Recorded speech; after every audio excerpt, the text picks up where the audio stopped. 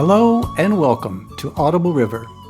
I'm Alan Rice, and I'm very happy to have with me Debra Ingerson, who is a producer, editor for KCBS Radio in San Francisco, California, and is a longtime dedicated follower of the Baha'i Faith. Hello, Debra. It's great to have you here today. Hi, Alan. It's a treat to speak with you. Thank you so much. Well, I'd just like to jump right in and ask you, what would you tell me off the top of your head about the Baha'i Faith? So, of course, that's obviously a vast subject, Yes. but the Baha'i Faith is a worldwide religion all over the world. It started in Persia, which is now like Iran in the Middle East, in 1844. And the prophet founder of the Baha'i Faith is Baha'u'llah. I think the main concepts around the Baha'i Faith, if anyone forgets anything else, is unity and diversity, oneness of mankind. There is only one God. All mankind is one, and all religion is one. All the major world religions have all come from God. And I can explain that further also, but that is a major principle of the Baha'i Faith, and there are other principles as well. So when this was, what did you say, 1840 something? 1844. 1844. This would have been a revolutionary concept in that time, would it not?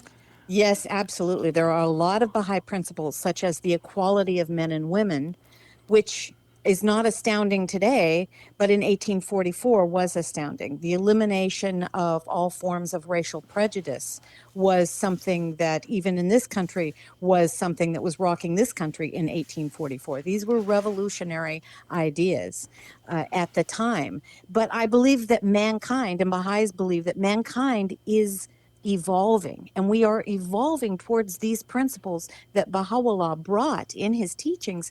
And whether people are Baha'is or not, people's inner soul is guiding them to these principles. These are the right way to go. So can you tell me a little bit more about Baha'u'llah? Did I say that correctly?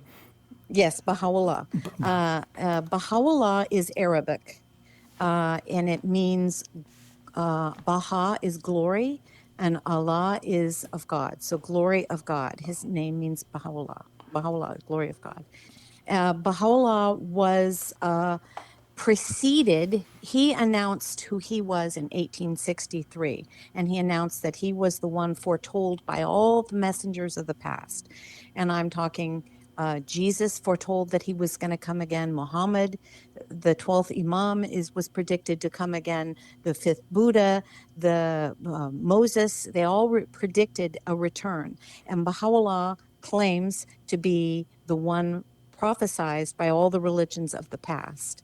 And he made that announcement in 1863. He was preceded by another messenger of God who we call the Bab, B-A-B. That's Arabic for the gate. And the Bab did have his own religion, but his religion was very short-lived, only 19 years. But its whole purpose was to prepare people for the advent of the coming of Baha'u'llah. So that the Bab was also in Persia. In 1844, I find this interesting. At that time in the world, there were Christians here in the United States who combed through the Bible and thought, Jesus is going, they looked at prophecy and they think Jesus is going to return about 1840, 1860, thereabouts. And the Millerites even predicted that Jesus was going to return on Mount Carmel in Israel. So they all gathered at the foot of Mount Israel waiting for Jesus to descend from the clouds. In Islam, a sect of Shia Islam had gone through the Quran and estimated that the 12th Imam would return in 1843 or 1844. So there was this almost a global expectation of this big return. And this is when the Baha'i Faith gets started. And the Bab is among those in Iran who said, yeah. So The other principle that that is important to understand about the Baha'i Faith is what we call progressive revelation.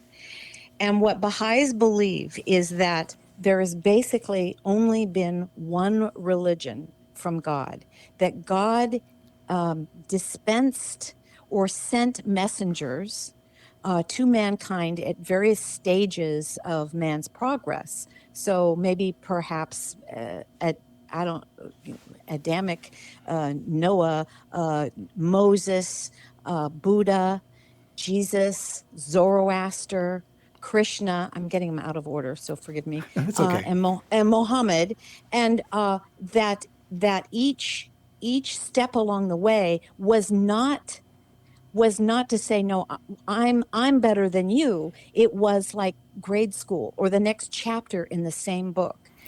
Baha'is believe that thematically, the central core of all these religions, the spiritualists, such as the Golden Rule, that those inner teachings of these major religions don't differ. The social teachings, such as dietary laws and the Sabbath and marriage laws, those things always changed throughout the ages. But to do unto others as you would have them do unto you, that law runs through all the world's major religions. There is no conflict when you get down to the basics of the world religions. And they all prophesied that there was so instead of love thy neighbor, though, we have now graduated to where mankind is now. Mankind is now in a global society. We are now ready for the next stage in our evolution.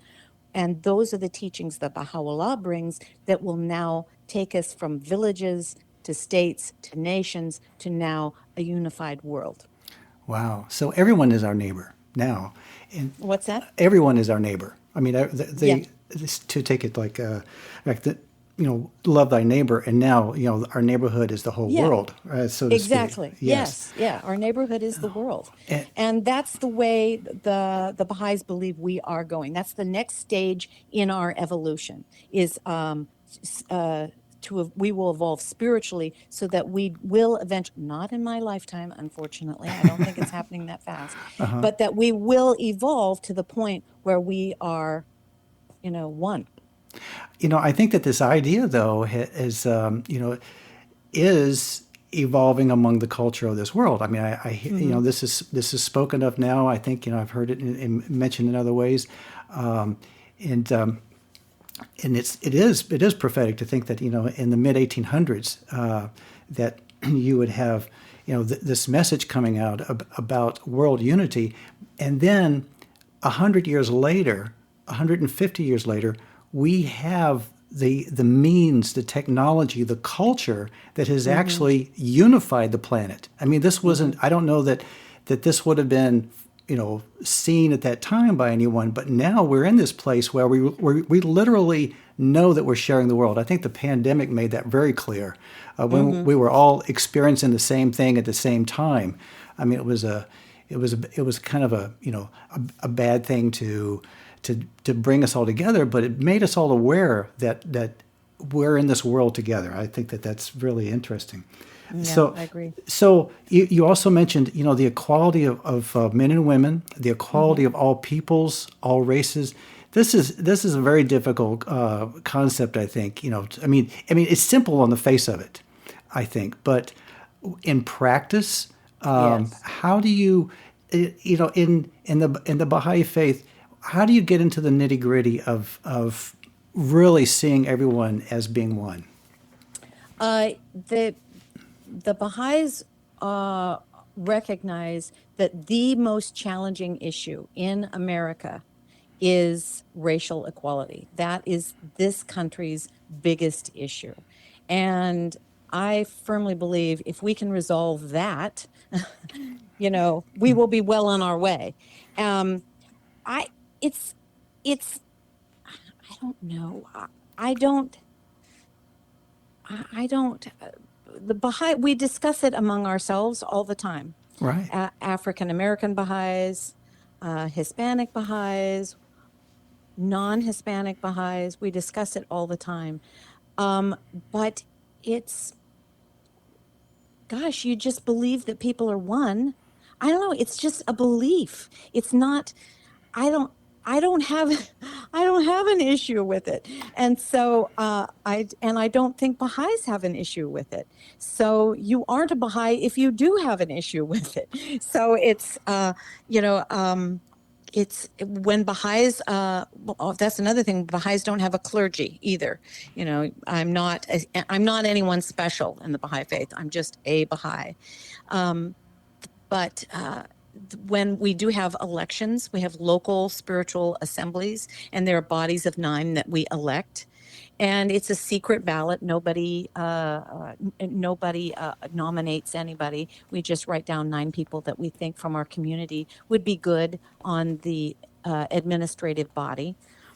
And that's also replicated nationally. There's 172 national spiritual assemblies that kind of oversee all the local spiritual assemblies. But I guess my point is, going back to the race thing, is that when you look at the demographics of the people that end up on those institutions, it's organic. It just naturally evolves that it is a swath of the wide swath of equal people in the community and in the nation. It just is. Well, see that. I mean, that is wonderful. If you're coming from a belief that everyone is equal and everyone is one, everyone is actually a unified. What would you call us? I mean, are we a race or humankind or whatever? Yeah. That if you come from that place, I think that it's easier to be accepting. Yeah. I mean, if you have that background to come into it, I just want to just offer from a personal experience, and that is that I was raised. I grew up I was a young boy in the early '60s in Virginia, and the racial segregation was pretty much like the law there, and I was taught not to associate with black people, and so, but. They desegregated our schools, and I got to know people of different races, and I'm comfortable associating with people of different races through experience after that. But I have found that as I've grown as a person throughout my life, that I'm getting more and more aware of like impulsive reactions that I have to certain circumstances, and I found that. In spite of all my spiritual fortitude or my intellectual, readjustment, that I still have deep triggers that happen when I'm in situations with people that I was taught to be afraid of. And so I'm just saying that I'm still dealing with that, and I'm understanding that it's a deep thing. So, and it's a spiritual background really helps with that. And I think that there's probably a lot of people who are experiencing it. And the reason I'm going through all this is that if we're going to have a world of unity, that many of us, I think, really are, need to reach in and find these little triggers that we're carrying unconsciously and work those out as well. Does that make sense? Yeah, it does. It does. And we have, here in Sacramento, we have race dialogue meetings, Baha'is and non-Baha'is, and we talk about it and the institutionalization of racism, and it really opened my eyes. I mean, I thought, well, I was one of those who walked around going, well, I don't have a problem. I'm not prejudiced. And then there's the unspoken bias, and it's like once it was pointed out to me, and I went, oh, so it is deep, and it does have to be rooted. I was luckier that I was actually brought up, believing that all people were one. So I didn't have, my grandparents felt that, they grew up in World War II, and my grandfather didn't want me to talk to black people. And I thought that was a generational thing. Oh, when they die, the world will be a better place. I don't mean to say that, but that generation. Yes, right. And I was surprised when it still was a problem. And I thought, so I'm kind of naive and kind of ignorant about that kind of thing. So I kind of blissfully walk around thinking, oh, the world is one, but work has to be done there, and it is the biggest work, and that your awareness of it. And our awareness of it, as non-African American and as Caucasian people, our awareness of it is the first step, I think, to resolving those differences. Yes, yes. So you mentioned you don't have a clergy or a priesthood. So does that mean that in the Baha'i faith you don't recognize an intermediary between yourself and God? How does your relationship with God look like? The when Baha'i prayer is an important part of a Baha'i's daily life. There's at least one prayer that is obligatory every day, and God is described as an unknowable essence. I can't describe God. We don't know what God is. Not we it's just big, big, big, big, vast. The creator of the universe, and maybe it's plural now, maybe it's universes, all the way down to subatomic particles. So my connection, we're told the closest we can come to understanding God is understanding the manifestation of God, who is that messenger of God. So for Baha'is, the latest messenger in this long line of messengers was Baha'u'llah. So there are no, I want to say there's only like one or two photos of Baha'u'llah. So I have not seen a photo of Baha'u'llah, but we face his resting place, which is in Israel. And we face that kind of, Muslims face Mecca, and we face, our Qibla is Akka, Israel. But so the closest that we can understand God, if we have to visualize someone, would be Baha'u'llah. But I can't visualize Baha'u'llah because I've not seen him. So I kind of know that he was a human being, and that's the closest I'm going to come. So yeah, the Baha'is read, Baha'u'llah was in prison for 40 years because of his teachings. He wasn't running around, texting people. He was in prison and writing volumes and volumes and volumes of writings. So Baha'is pray every day. Baha'is read the Baha'i writings every day from both Baha'u'llah and his appointed successor, Abdu'l-Baha. Abdul is servant of the glory. Abdu'l-Baha is Arabic. And we read his writings as well every day.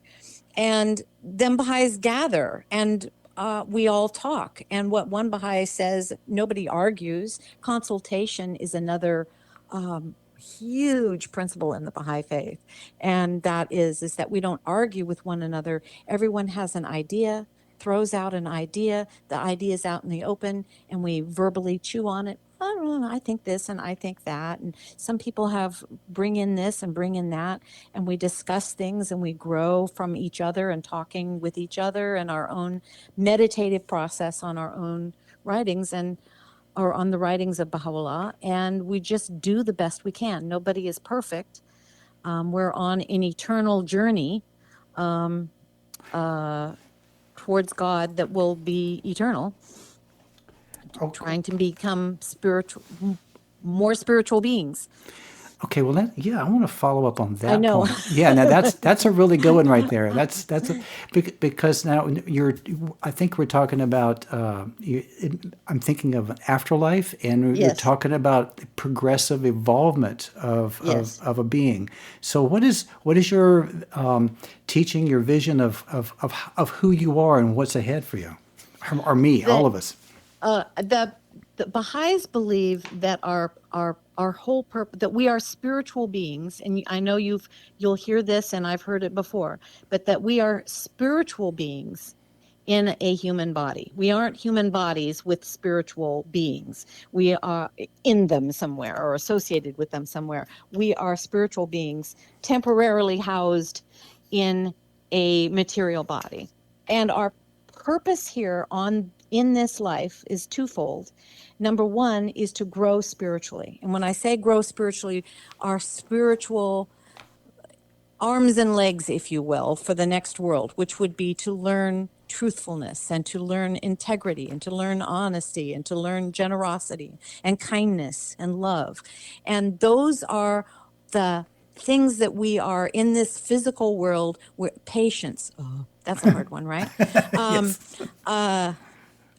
dear God, I want patience and I want it right now. You know? I know you But can do it. yeah, but we liken it to the child in the womb. When an infant is in the womb, his purpose is to grow arms and limbs. And if you were to tell that infant, well, you just wait. When you're born, you're gonna have legs, and you can run, and you can taste food, and you'll be able to see things, the sunsets, and the infant is going, I don't know what you're talking about. I'm just in here floating around. I don't know what these appendages are, and I could care less. Well, they're very important. You're gonna need them. And so we're born into this world, and now those appendages that we're supposed to grow are those spiritual attributes. And those spiritual attributes are what we will take into the next world. And we believe that spiritual world is an eternal progressive, it's spiritual from then on out. And I haven't been there yet, so I don't know exactly, but there is no hell. Baha'is don't believe in hell. The closest description is your closeness to God or your distance from God. So, if you're beloved, if God was your beloved, if you were close to your beloved, you would be in heaven. And if you were torn away and kept apart from your beloved, it would feel like hell. And so it's more of a feeling. And so when you get to the next world, that's my understanding of, of, of heaven or hell. It's how close or how far you are. And everyone is doing the best they can. Everyone is doing the best they can. I believe. Well, can I try something on here with comparing my thoughts about what you were just saying, Okay. and that is that we're talking about growing these spiritual appendages, truthfulness, let's say love, patience, all these things, and then heaven is closer to God, and hell would be away from God. So, is our nature? I'm just trying to kind of grasp this in a way that makes sense. Our true nature, let's say, is of God, and that as we reach for God, it grows. And Yeah. if we don't reach for God, it doesn't grow. Is that fair to say? Does that make sense? That's fair. The best way that my understanding is that God created, everything in the world, and there's rocks, and rocks really are not aware of the existence of animals, or they can't comprehend what it is to be an animal, or a plant. I should go plant. And then plants can't really comprehend what it is to be an animal, and animals don't have the same faculties that man has. Man has all the potentialities latent in us. We are God's creation. And my understanding is that our heart, the human heart, or the heart, is reflective. And so that what we do is we have a pure heart, we are reflecting God's attributes. So that our inner soul, our inner being is a reflective thing. And we can turn that reflective mirror, either towards God, or we can turn it down towards materialism. And so, in that sense, we are part of God, is that we reflect God. That's what our natural being wants to do. And purifying that mirror is kind of what we should be doing. Exactly. Does that make sense? It does make sense, and it also comes around to the question of free will choice. So that you talked about the rocks. I think you left out the plants. I'm not sure. And then we went to we went to animals, but I'm not sure where in the evolution free will choice begins to emerge. But it seems like with humans, I mean, I believe that I have free will choice. I know that it's like Freudian psychology and that sort of thing. They sort of like pushed all that out the window. That no, everything is just like cause and effect, and if you do this, then that happens. But I think that if to get to the truth of things, I have to understand that all of the assessments that we make involve choices. and who are making these choices, and how are these choices getting made, and the reason for making choices. Now that is a gift, that is an awareness that we as beings have, that's unique and allows us to choose a spiritual life. Now, this endowment that we have, okay, all right. So why am I going into all this? So the part of creation. So now, okay, I want to back up here. Where is the Baha'i Faith in regard to modern science? I mean, how? Oh, yes. Okay. It's one of the principles of the Baha'i Faith is that science and religion agree, that it's two sides of the same coin. Science tends to explain the physical world, and religion tends to explain the spiritual world, but they're reflections of one another, and God created both. And if there is disagreement, one of them is wrong. Religion can tend to become superstition. And science could be right, or science could be wrong, and religion is the guiding impulse. I know, and I'm no expert in quantum physics by any stretch of the imagination. That's like way bigger than my brain can understand. But whenever I do listen to a podcast or something trying to describe quantum physics and subatomic particles and, the omnipresence of these subatomic particles, and now we're talking science, and I'm not going, are we talking science or religion? It sounds like we're talking about omnipresence and particles and this kind of thing. And I thought, I don't see a conflict between science and religion, and there isn't one. Not, and I agree with you. I mean, truth is truth, right? If we Right. something in us has the ability to be honest and say, like, okay, that is real. I know Yes. that is real, and I think that, depending on how we're wired, I think sometimes if we get too attached to something that we've decided is real, and then we learn something that requires adjusting that, some of us have a hard time with it. But the reason I brought this up to begin with is talking about the progression of everything.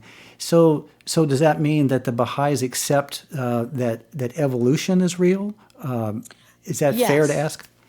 Yes, although the only thing is that Baha'is do not believe that mankind evolved, that we were once an ape. We may have looked like an ape, but that uh, that one was an ape, but this one was destined to be human. I mean, this one always had the soul. This amoeba was the human amoeba, and that amoeba was going to be nothing more than an amoeba. So, but yes, Baha'is do accept the creation of the universe and science and evolution. And the thing, and I only recently figured this out, and this goes back to my point, is that I always thought, okay, well, we're done. We've evolved. Here we are. We're done. And we aren't. We've evolved physically. And this is at the point where mankind now begins, I guess we've started already, but continues our spiritual evolution, because, as I said, we are spiritual beings. And I said there were two reasons, I think I mentioned there are two reasons for our purpose. Our purpose is to grow spiritually. Our second purpose is an ever-advancing civilization. And this, as Baha'is, we believe that civilization is advancing towards this global oneness. And for whatever reason, each one of us is here to kind of help that advancement move along a little inch forward. Wow. I mean, this is exciting to me. I haven't sat down with someone of the Baha'i Faith and talked in detail about what your beliefs are, and this is exciting to me because I do have faith in the goodness of creation, let's say, and I think we get a lot of focus these days on all the conflict in the trouble in the world because apparently it gets people's attention. Yes. And that's it's easy to get people's attention when there's trouble. But I've read many things that look at statistics that say really actually factually that we're in the most peaceful state that humankind has ever been in, as far as we know. I've read that also, yes. And of course, I'm in the news business, and we make a business out of making sure everybody knows how awful things are. But I've heard those same statistics that there's less people dying today than there were in the wild, wild west.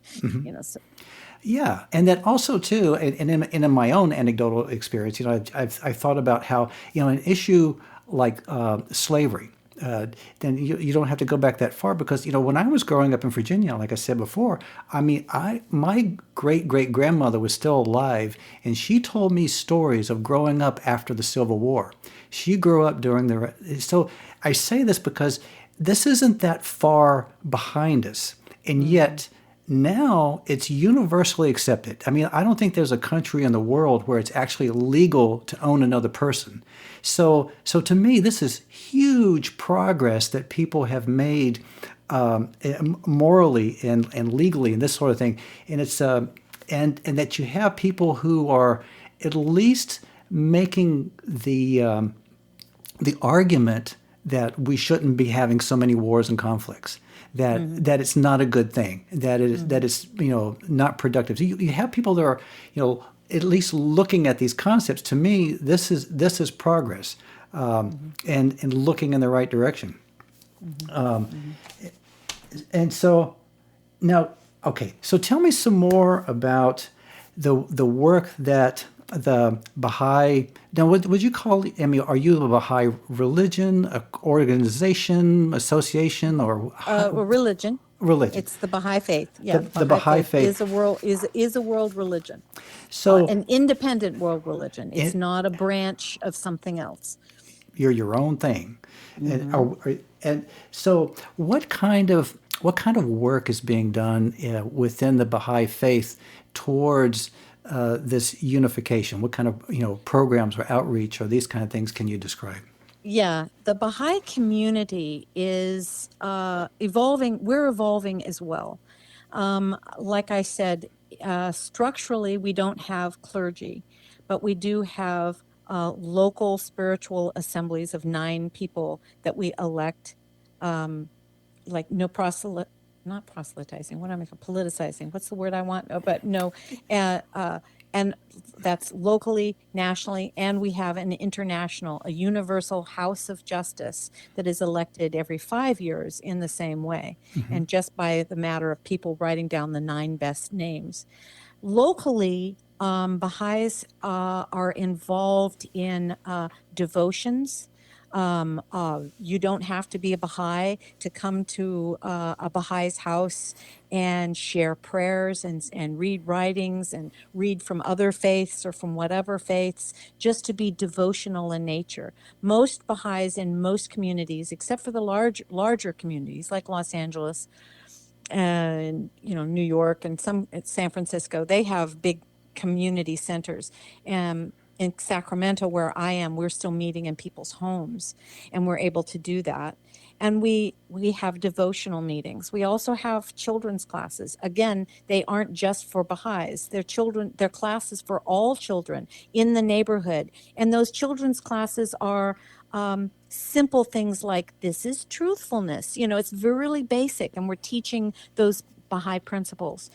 We have youth classes where we galvanize youth who have all this energy and to do public service.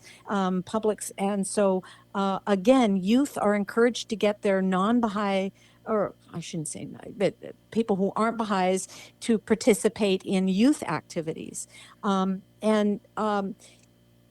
think those are, we believe, the elements of what will become an organic foundation, to not only Baha'is, but to incorporate our neighborhoods and the people around us, this organic foundation, and out of this meeting of people to come up with ideas and progress and move forward with I don't know. I don't know. But you know. but you feel like it's moving forward. That's the thing. There's something moving forward. Yes, There's something it growing is. that It is feels. like because like Baha'is are meeting with like-minded people, and Baha'is don't have all the answers. Like-minded people, I learn from them, and they learn from me, and I'm learning from you, and it's we gravitate towards one another, and we're building this global society one little millimeter at a time. Wow. So can you tell me, Deborah, about yourself? How did you come to the Baha'i faith? My parents became Baha'is when I was 10. So at that point, I was raised as a Baha'i. Another one of the main principles in the Baha'i faith is something we call the independent investigation of truth. And what that means is that I'm not a Baha'i because my parents told me that I was a Baha'i. I, at the age of 15, decided that this made sense to me. And at there were two reasons that I chose to be a Baha'i. My two favorite principles were is we already talked about it, but that science and religion agree. My grandparents were not Baha'is, and my grandfather was an engineer. And he says, "You're going to be a scientist." And I thought, oh, well, I can be a Baha'i because Baha'i agrees with science. So I'm not going to be upsetting grandpa. So the Baha'i faith is practical, is what I liked about it, is that it's practical. And there were other children that I grew up with who took certain things in the Bible literally. And I thought, that doesn't seem practical to me. So that was just a head scratcher to me. The other thing that I liked and still like about the Baha'i faith is you will not see a Baha'i walk around, strut around, and say, "I'm better than you because I'm a Baha'i and I have all the answers." And if you're not a Baha'i, then you're wrong. You will not hear a Baha'i say that they're better than someone else. Baha'is all recognize that everyone is on their spiritual path. We aren't better than anyone else. It's not my way or the highway. And that's what I liked about being a Baha'i. I can be a Baha'i and I can accept all people. And that's why I chose to be a Baha'i. Wow. So I'm imagining that, when you're saying all that, the Baha'i faith is, and I'm just kind of paraphrasing here in my own mind, a way of being. That it's not, Yes. and what I'm not getting is that it's not something I'm swearing allegiance to, but I am devoting myself to a way of being. And Yeah. I'm not saying that I swear to be loyal to whatever and whoever. I'm saying that I'm going to focus on the truth that I believe to be real, and follow these principles that were given to me that feel truthful. So the guidance part is that's an essential element of an organized faith. I mean, I Yeah. think that people go ahead. I was going to say that Abdul Baha, who is the son of Baha'u'llah, he said, he was asked once what it was to be a Baha'i, and he said, "To be a Baha'i simply means to love all the world, to love humanity, to try to serve it, to work for universal peace and universal brotherhood." That was Wow. his answer to what is a Baha'i. And then everything else falls in place. Mm-hmm. I love that. Wow. Okay. Okay. Well, you know what? We're having a conversation here, but I just want to stop and go, wow, because oh, well, Deborah, we're getting close to wrapping up our time here, and I just want to Okay. give you a chance to. Alan, it's so cool that you're doing this. I just think that's so wonderful. And I'm anxious to hear your podcasts. According to my theory, I think you're going to find this central theme that runs through all these mystical and religious things. So, I think that I am running across that, and I think that I think that one thing I'm discovering is a common impulse among people towards something that, let's say, it's the unity part, feeling one with something. and in being able to reach out. I think that there's a hunger right now with people. Yeah. And, I think we're trying to get in touch with that inner being. I Yes. think our inner being is screaming at us, and we're like going, oh, I need to listen. Yeah. Well, Deborah, this has been just a perfectly wonderful conversation. I'm so glad that you agreed to do this with me today. I learned a lot. And so I'm going to call it. I'm going to say that this is going to be all for this episode of Audible River. And if you have any thoughts you'd like to share, you can email us at audibleriverpodcast@gmail.com. Thank you for listening.